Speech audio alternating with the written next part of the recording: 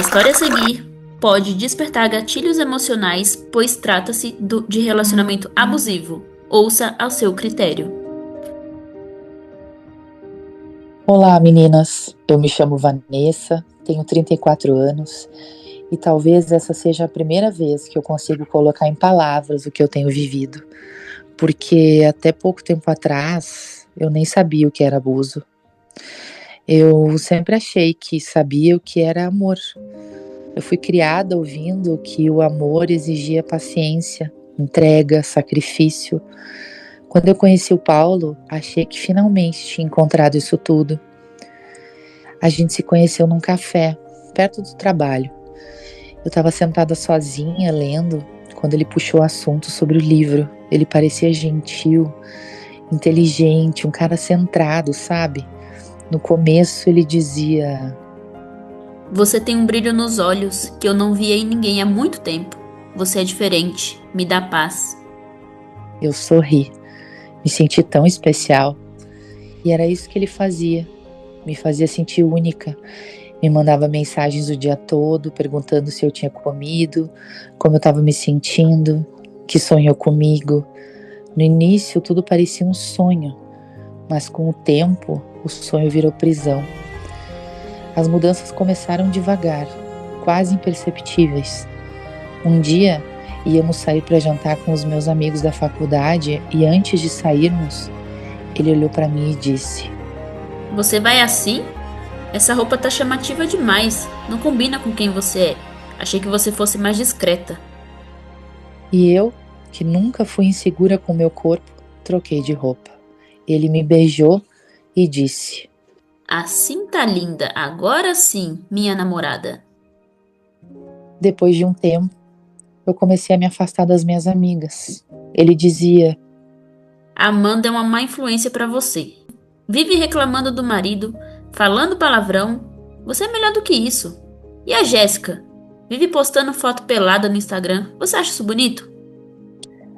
E eu, sem perceber, fui me afastando, achando que estava escolhendo por mim, mas era ele que estava escolhendo por mim.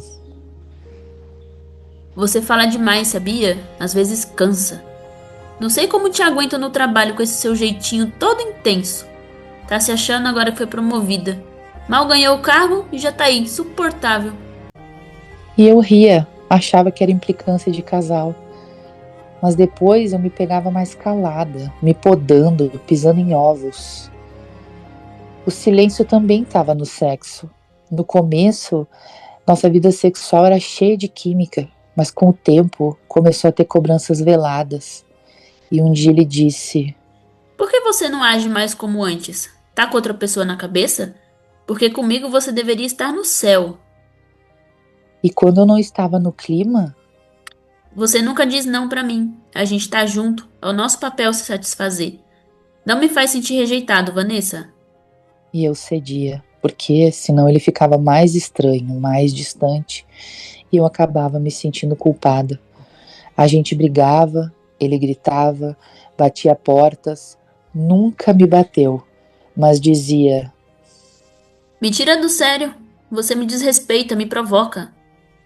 Você tá ficando louca. Vai inventar que eu te agredi agora? Você quer me ver no fundo do poço, mas eu te amo mesmo assim. e eu acreditava, chorava. Ele chorava também. A gente transava depois como se fosse a cura. E no dia seguinte ele trazia flores, fazia café da manhã, mandava mensagem dizendo: Você é tudo pra mim. Só você me entende. e eu voltava a acreditar que era amor.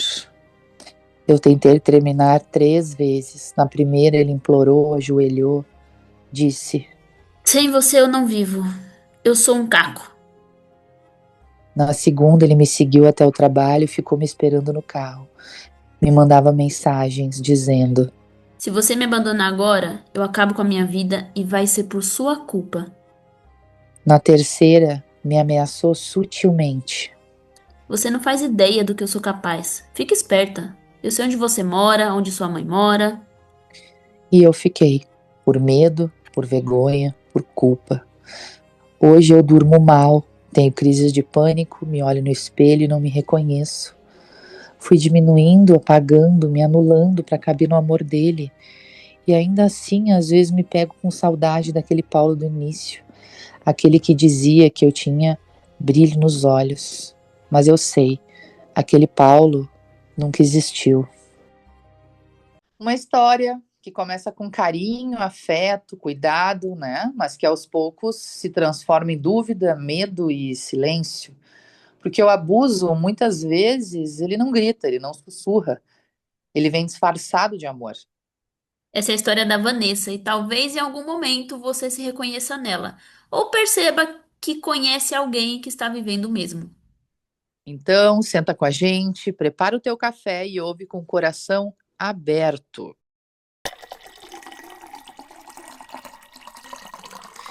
A Vanessa terminou a carta dela dizendo que ainda sente saudade daquele Paulo do início, daquele que viu o brilho nos olhos dela. Mas talvez aquele brilho ainda esteja lá, escondido sobre as camadas da dor, da culpa, do medo, esperando que ela volte a enxergar a si mesma. E talvez essa história chegue a ti, aos teus ouvidos, ou de alguém que está prestes a romper um silêncio, e encontre nesse episódio a coragem que faltava.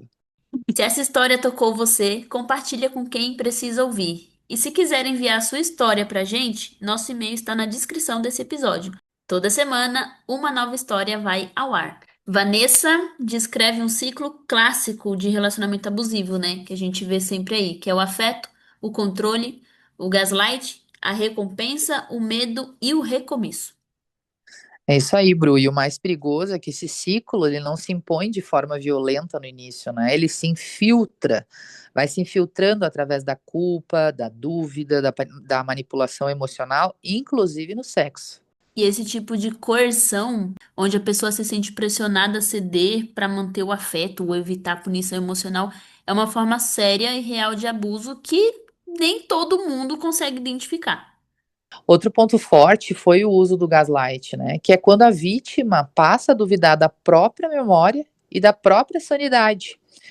Frases como tipo como você tá louca ou isso nunca aconteceu, são muito usadas para apagar o senso de realidade da vítima. Por isso que identificar os padrões é o primeiro passo.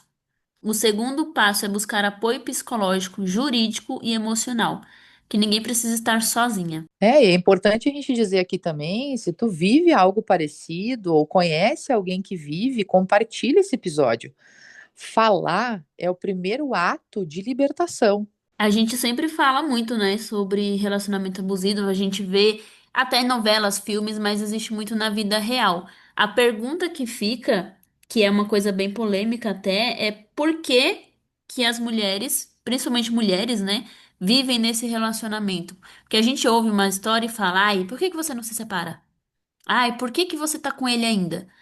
E, gente, quando a gente tá numa dependência emocional, quem tá vivendo aquilo ali, ela não percebe, ela não vê que tá vivendo aquilo. Exatamente. E muitas vezes, em algumas vezes, a pessoa até percebe que existe um desequilíbrio, ela se sente desconfortável frente àquilo, mas não se sente fortalecida para fazer uma mudança. Por quê? Porque algumas emoções precisam ser trabalhadas na origem, né? Como a Bruna muito bem disse, quem quer faz, vai lá, se separa. Eu me separaria. Outras pessoas dizem que teriam facilidade de fazer isso. Mas até quem quer ficar com uma pessoa assim tem motivos para querer estar com essa pessoa. Precisa trabalhar suas emoções e, como a Bruna também disse, trabalhar dependências emocionais que estão fazendo com que ela queira ou se sinta necessitada de estar com essa pessoa que faz mal para ela. É um tema complicado, né? Já imaginou você estar na pele daquela pessoa? Tem uma frase até que você usa que eu acho legal, que é quando você fala assim pra alguém, ai, eu não ia suportar tal coisa. E aí você fala assim, você não ia suportar. Aquela pessoa que tá passando por aquilo, às vezes ela até precisa passar por aquilo pra aprender algumas coisas, né? Mas tem uma hora que chega, né? Tem uma hora que a pessoa começa a entender que, peraí, não tá legal isso aqui, não tá legal aquilo ali. Essa pessoa, ela tá nesse relacionamento e ela não sai porque ela tem medo de ficar sozinha. Primeiro ponto. E segundo ponto, ela tem medo de um certo julgamento, de repente de se separar e aí chegar as amigas, os familiares e falar assim: Tá vendo? Eu avisei que fulano não prestava. Você tá aí porque você quis. Acontece muito disso, sabe? Sim, sim, faz muito sentido. E de fato são elementos que acontecem na vida, no dia a dia de pessoas que vivem relacionamentos abusivos, né?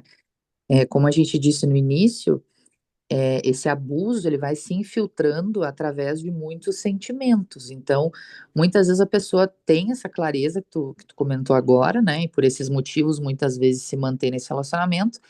Por outro lado, muitas pessoas têm dificuldade de identificar que estão em um relacionamento abusivo, porque essa manipulação vai se infiltrando de muitas maneiras. Essas pessoas, né, aqui neste caso da Vanessa, é o marido, né? Então, esse marido foi manipulando a Vanessa. Normalmente são pessoas muito ardilosas, inteligentes, né? Intelectualmente falando, e elas vão manipulando a companheira sem que ela perceba claramente que está sendo manipulada. Tu vê que em vários momentos do trecho a Vanessa compartilhou ações do Paulo que fizeram com que ela refletisse e visse que ela deveria mudar alguma situação específica, porque afinal de contas ela não estava certa. Então isso é muito sutil, é muito difícil para quem está vivendo o cerne dessa problemática perceber nas entrelinhas a manipulação. Não sei se você vai concordar comigo, mas a pessoa percebe, ela vê outras situações, ela se vê naquilo, mas ela evita aceitar que tá passando por aquilo, porque às vezes é difícil você aceitar. Cara, eu também tô passando por isso, não é possível, não. Sim, sim, certamente, concordo plenamente contigo. Tem muitos casos que funcionam, que tem esse modus operandi, sem dúvida nenhuma. Agora, a gente precisa enxergar e pensar no quê? Para uma pessoa estar num relacionamento abusivo, né? Vamos trabalhar aqui a questão da Vanessa. O que que pode, de verdade, estar mostrando para Vanessa esse relacionamento abusivo? Ela estar com um homem que não a respeita, que a manipula, que a diminui, mesmo que nas entrelinhas ou sutilmente em muitos momentos. Ele está sendo o espelho de como ela verdadeiramente se sente. E de que forma? No momento em que eu me amo, me respeito, acredito fortemente nos meus merecimentos de ser amada, eu não fico com um homem que me desvaloriza.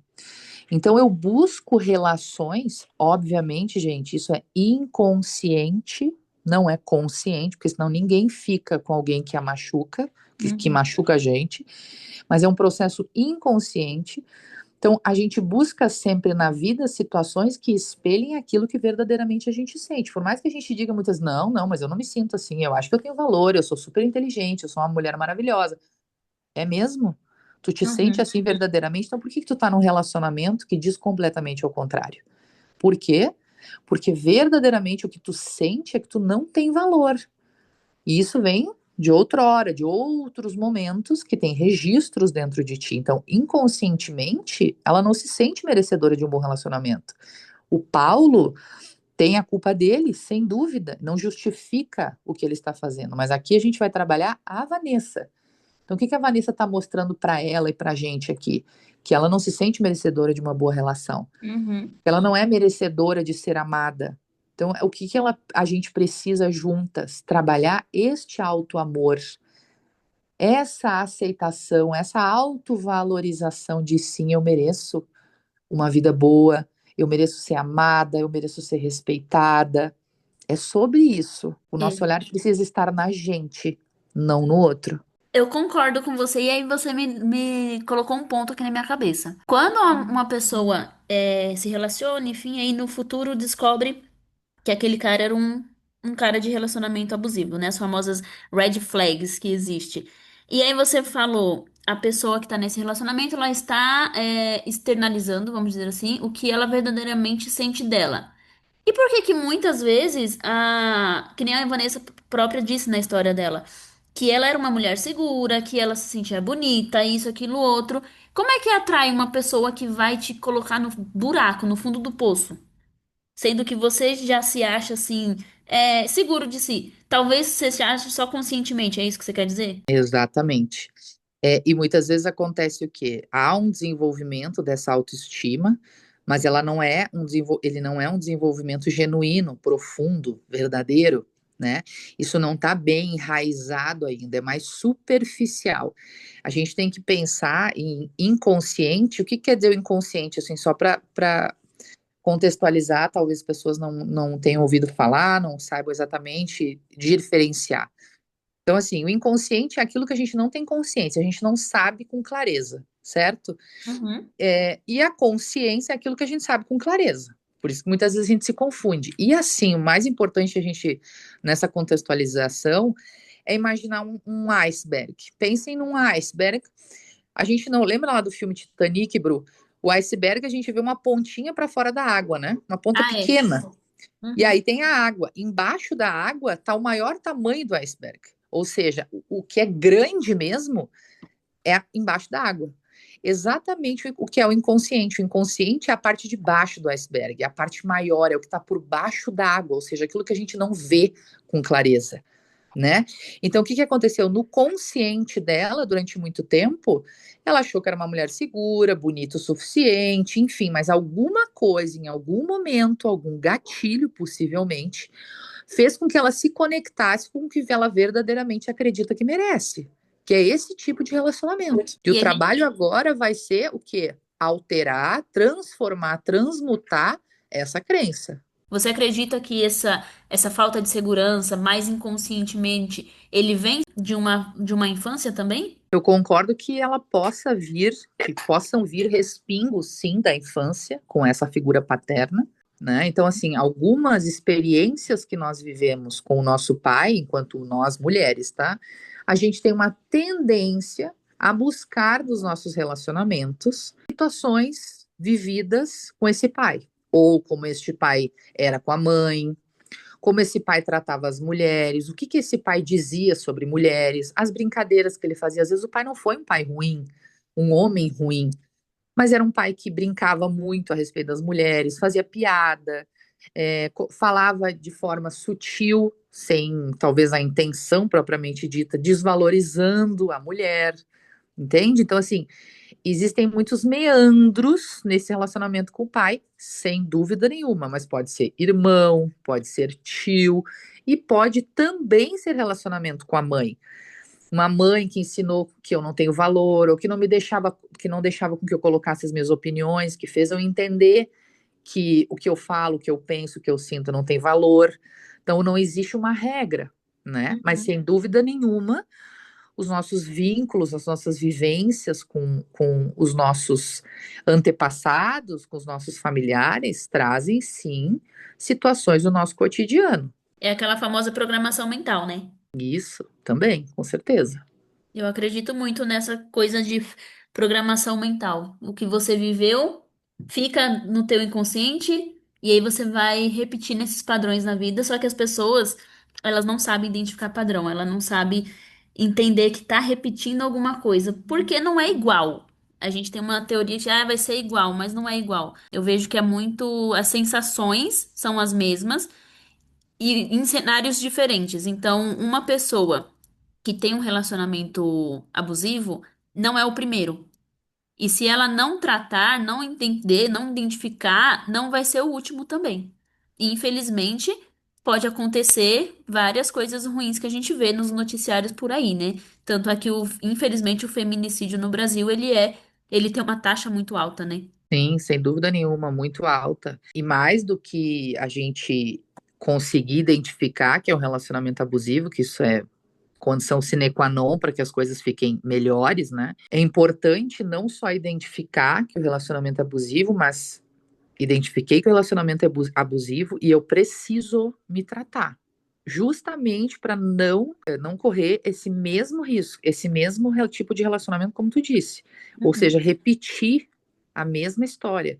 Porque eu posso identificar que o relacionamento é abusivo, com todas as minhas forças internas, finalizo esse relacionamento abusivo, pago o preço disso, mas como tu disse, e foi uma ótima colocação, a gente tende a recorrer no mesmo erro. Por quê? Porque a gente não trabalhou o que é preciso trabalhar, que são as emoções que nos fazem nos conectar com esse tipo de pessoa. E lembrando, relacionamento abusivo, ele não precisa vir só de um relacionamento conjugal. ele acontece entre irmãos, ele acontece entre pai e mãe, entre filhos, enfim. É importante a gente ter essa atenção que o que precisa ser trabalhado não é o relacionamento, é a pessoa que está inserida neste relacionamento. Bacana. E não é uma coisa assim, já me falaram uma vez. Ah, é muito injusto isso, de eu tenho que fazer terapia porque alguém me fez mal. Parece que é injusto, né? É, mas só parece, porque a gente precisa entender, e isso às vezes soa de uma maneira negativa para quem ouve, mas essa é a nossa experiência clínica. Quando a gente se coloca num lugar de vítima, só vítima, dificilmente a gente consegue fazer algumas mudanças que são necessárias na gente. É necessário, em algum momento do processo terapêutico, a gente se identificar como algoz. O que quer dizer isso? Como culpado. Mas como assim, Cacá? O que, que eu posso ter culpa de estar num relacionamento onde eu sou judiada? Não é essa culpa esdrúxula, é uma autorresponsabilização. O que, que é essa autorresponsabilização? É um ato de amor com a gente mesmo também, por mais difícil que seja, que é o quê? Eu paro de olhar para o outro, identificar que ele é doente, que ele é ruim, que ele está me maltratando. Eu já sei isso. Só que eu não tenho ação sobre essa pessoa, eu tenho ação sobre mim. Então, no momento em que eu, num processo terapêutico, a gente traz o paciente para essa autorresponsabilização, eu me coloquei nessa situação. Por que eu me coloquei nessa situação? Eu vou buscar os motivos, eu vou trabalhar os porquês disso. Eu vou trabalhar as minhas emoções que me fazem sentir necessidade de voltar a estar num relacionamento como esse. Isso, esse processo de autorresponsabilização, ele é curativo.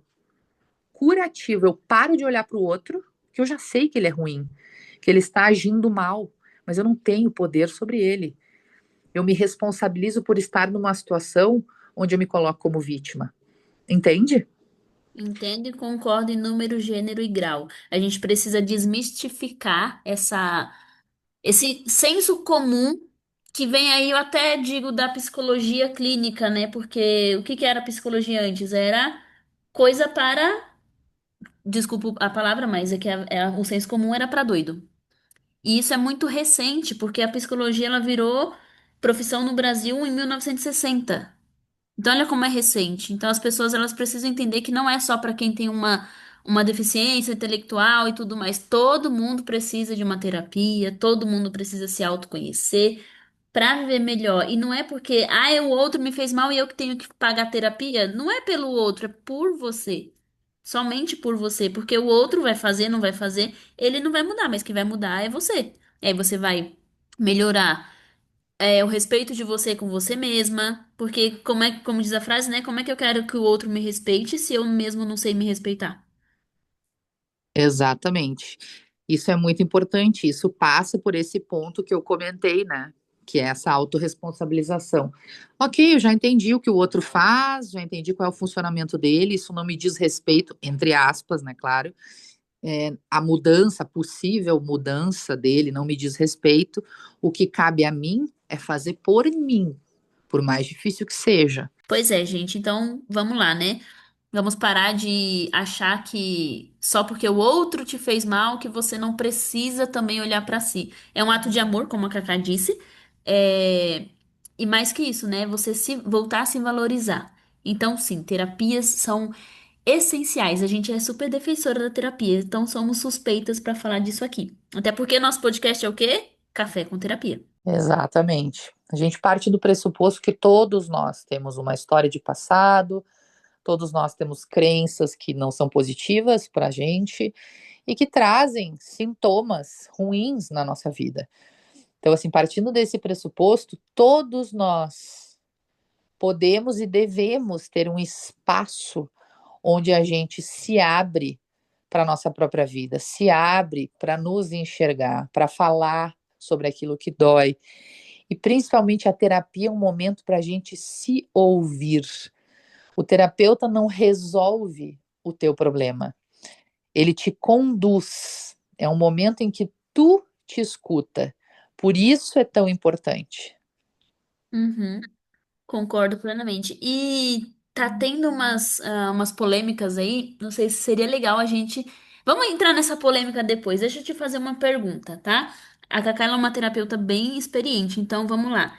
Pra Vanessa, o que que a gente indicaria pra ela neste momento e também para as pessoas que estão ouvindo aqui e se identificaram com essa história? Qual o primeiro passo que ela pode dar? A gente viu na história que ela já identificou que a coisa ali não tá legal, mas ela não consegue sair deste ciclo. O que que a gente pode indicar para ela nesse comecinho aí de caminhada de uma descoberta do autoconhecimento dela? A primeira coisa que a gente pode dizer para Vanessa, e eu tenho certeza que ela está nos ouvindo e vai sentir o quanto isso é genuíno, é que ela não está sozinha. Nós realmente estamos junto com ela, né? E a gente não está junto com ela só nesse momento aqui. É a gente mais um batalhão de mulheres que sofrem a mesma situação. É muito importante a Vanessa perceber que ela deu um passo muito importante, dificílimo de ser tomado, mas ela deu. Qual foi esse primeiro passo? Identificar o relacionamento abusivo. Ela já sabe que ele é abusivo, ou seja, ela já tem um olhar fora desse contexto doentio. Esse foi um primeiro passo. O segundo passo, a Vanessa já está demonstrando que ela quer, ela deseja vivenciar uma outra história, uma história feliz, equilibrada. Esse é um segundo passo importantíssimo que ela já deu. Por quê? Porque ela pediu ajuda, ela pediu socorro. Isso significa então que ela identificou e já fez um movimento de querer fazer diferente, de querer ter uma vida diferente.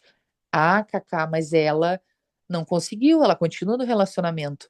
Isso não desvalida, não desvaloriza esses dois grandes movimentos que tu acabou de fazer, Vanessa. Uhum. Eles foram extremamente importantes e eu te agradeço do fundo da minha alma por tu ter tido a coragem de olhar para isso e ter ainda mais coragem de compartilhar isso. Isso só demonstra a mulher forte que tu és, a luz interna que tu carregas no teu peito. Por mais que hoje tu ainda não visualize ela, por mais que tu não confie ainda nessa força e nessa luz, eu posso te garantir, ela está aí dentro. A gente só precisa trabalhar ela para que de verdade tu exacerbe tudo isso de maravilhoso, essas tuas infinitas capacidades para fora, para o mundo e sobretudo para ti mesma. Um processo terapêutico é fundamental para te auxiliar nessa construção de fortalecimento, para que tu possa dia a dia ir te preparando para pouco a pouco ir te afastando deste tipo de relacionamento, não só com o Paulo, mas com qualquer outro tipo de pessoa. É necessário que pouco a pouco tu consiga ir trabalhando as tuas capacidades, as tuas forças, conseguir ir te dando conta do quanto tu és valiosa, do quanto tu vale a pena, do teu grande e infinito valor. Então, lembra também, tu não precisa resolver essa situação agora. Todo esse bate-papo aqui, ele não deve ser um gerador de ansiedade no sentido de, meu Deus, eu preciso resolver isso ontem. É Não. verdade. Esse papo aqui todo é para te mostrar, uau, como eu fui corajosa. Uau, mas se eu fui corajosa é porque na verdade eu sou corajosa. Eu posso não estar conseguindo ser corajosa 100% do tempo, mas ninguém consegue. Todas nós aqui também temos momentos de fragilidade, assim como tu estás tendo.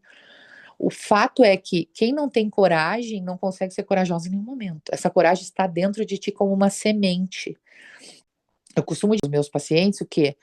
A gente precisa regar nossa terra, a gente precisa adubar uma terra para que a gente possa plantar uma flor e ela para que ela nasça, né? Ou seja, a gente precisa adubar, a gente precisa colocar adubo nessa terra, que somos nós, né? Para que essa flor nasça. Só que neste processo de fazer isso, a gente sabe que a gente colocou uma sementinha na terra e ela tem um processo, ela tem um tempo para florescer. Então, muitas vezes a gente olha para a terra depois de ter colocado a sementinha lá e a gente não vê nascer. Cadê a flor? Onde está a flor? Não está dando certo isso aqui?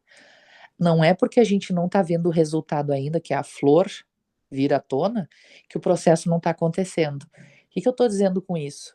Continua regando a tua coragem, continua mostrando para ti, conversando contigo sobre os valores que tu verdadeiramente tem, sobre a coragem que tu demonstrou ter, o quanto tu quer que essa coragem ela se repita, porque isso vai se transformando pouco a pouco.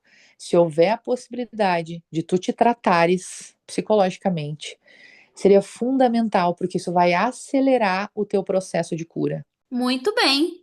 E com essas palavras aí da Cacá maravilhosa, a gente vai encerrando aqui nesse nosso episódio. Na próxima semana, voltaremos com mais um episódio. E você que ouviu até aqui, quer contar a sua história, precisa de alguma ajuda, não necessariamente nesse tema, né, de relacionamentos abusivos, a gente vai abordar outros temas aqui, envia um e-mail pra gente.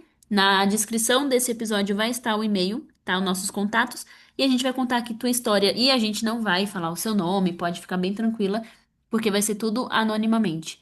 Cacá, obrigada por mais uma entrega, obrigada por essas palavras lindas aí que eu tenho certeza que ajudou um monte de gente, um monte de Vanessas por aí que precisa dessa atenção nesse momento. Tenho certeza que o nosso trabalho aqui pode e vai transformar muitas vidas. A tua contribuição é fundamental nesse processo. Tu traz a leveza que esse podcast precisa e eu agradeço muito por a gente estar juntas mais uma vez nesse objetivo comum de ajudar o maior número de pessoas. Nós estamos todas juntas aqui, ou juntos, né? A gente não sabe quantos homens, quantas mulheres, mas nós estamos todos juntos e a gente vai se ajudar. E se tu ainda estás no meio de um furacão, saiba, tu não estás sozinha. A dor pode ter nome, mas também tem saída. E a gente segue aqui, sempre contigo. Até a próxima quarta-feira, às 20 horas, no Café Terapêutico.